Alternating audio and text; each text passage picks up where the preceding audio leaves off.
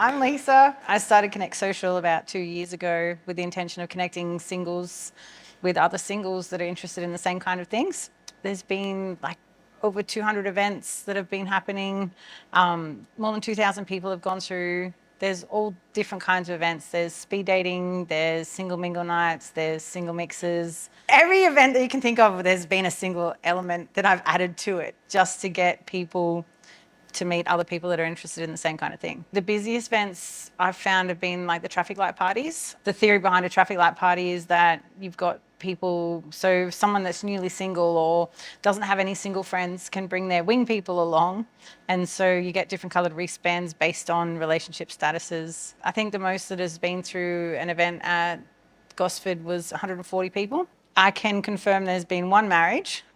There's also at least 20 couples that have been, longer than 6 months together. Sometimes you get people that'll come to one event and they'll meet their person and they don't need the services anymore.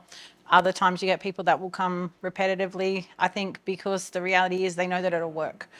So essentially it started with just being singles events, and I am looking at expanding it out into actually like allowing people to just build friendships, because the amount of friendships that have come from this, more than relationships, has been invaluable.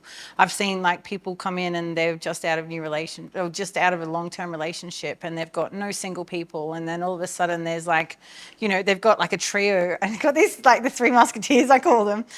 They met at different events and had bonded, and now all of a sudden there's like, these three guys, they go golfing, they go mountain bike riding, they go and do all this really cool stuff, and I like sit back and I'm like, oh, you guys don't even need me anymore. Even the women coming in, they've actually formed a social network of other women, and it's really quite empowering to have people that are in similar situations. And so the intention for moving forward is to actually create ways that people can just meet. So new people that are new to the area or just moved, like they might be in a couple, they might not be. That's where my goals are to go moving forward. So one of the biggest challenges with Connect has been the negative stigma around actually being single and attending a singles event, and it coming across to other people that it's desperate.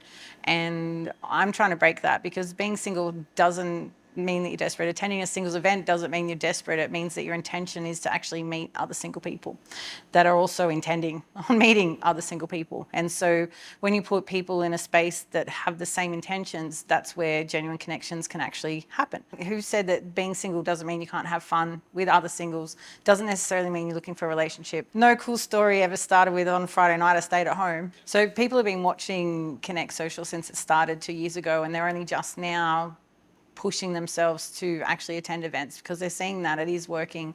People are having fun. The feedback and reviews are all like pretty positive. I've learned that you can't keep everyone happy all the time. I can create a really fun event. Doesn't mean that everyone's going to have fun though. And so I always say, come with no expectations, make sure that you're coming just with an open mind, and you never know what can happen.